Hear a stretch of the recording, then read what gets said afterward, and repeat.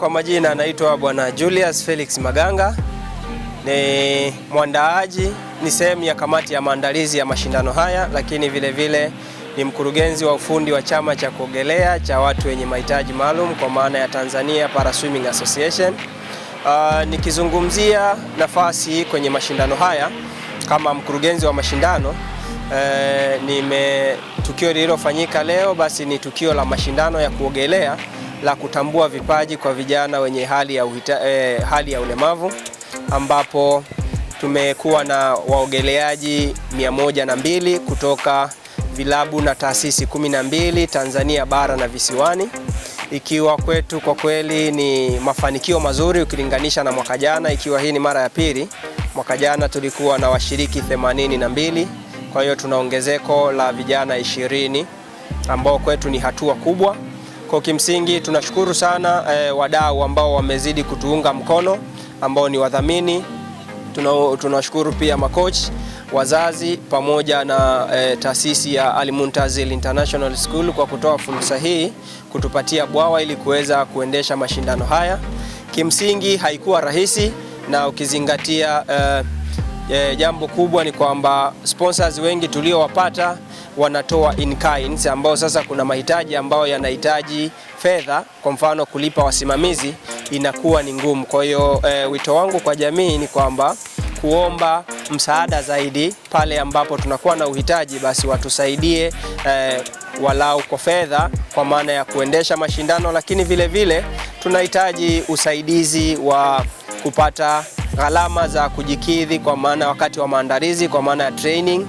Kuna watoto wanaotoka shule za private na government kwa maana ya Jangwani Sekondari, Pugu Sekondari pamoja na Buguruni Viziwi, lakini vile vile tunahitajika tuwawezeshe walimu ambao watakuwa wanafundisha kabla ya mashindano. Na ukiangalia sasa hivi tunajiandaa na mashindano ya kitaifa ya para swimming ambayo yatafanyika mwezi wa 10 tarehe 10, ikiwa sasa jitihada zilizobaki sasa ni kuwekeza nguvu kwenye training wakati wa kujiandaa na mashindano hayo, ambapo bado tuna changamoto ya kupata uwezo wa gharama za kuendesha, lakini vile vile gharama za kupata bwawa, lakini sanjari na hilo basi ni gharama za kuwawezesha makochi wetu kwa ajili ya kuendesha programu hiyo.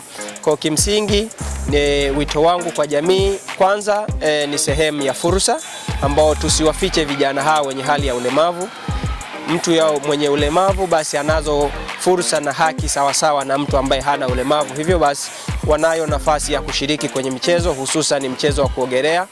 Sisi kama Joe Atra Sports ambayo ni taasisi inayojikita na mafunzo ya mchezo wa kuogelea kwa watu wenye mahitaji maalum, tunawakaribisheni sana kwenye mafunzo yetu, ambayo kama una nafasi tunafanya training Chuo Kikuu cha Dar es Salaam, lakini pia tuko Mikocheni, bwawa la Blue Splash ambalo barabara ya Rose Garden, ambao tunatoa nafasi kwa vijana wote wenye hali ya ulemavu wanaowiwa kujifunza mchezo wa kuogelea wajumuike nasi tayari kwa maandalizi ya mashindano ya kitaifa ya mwezi wa 10.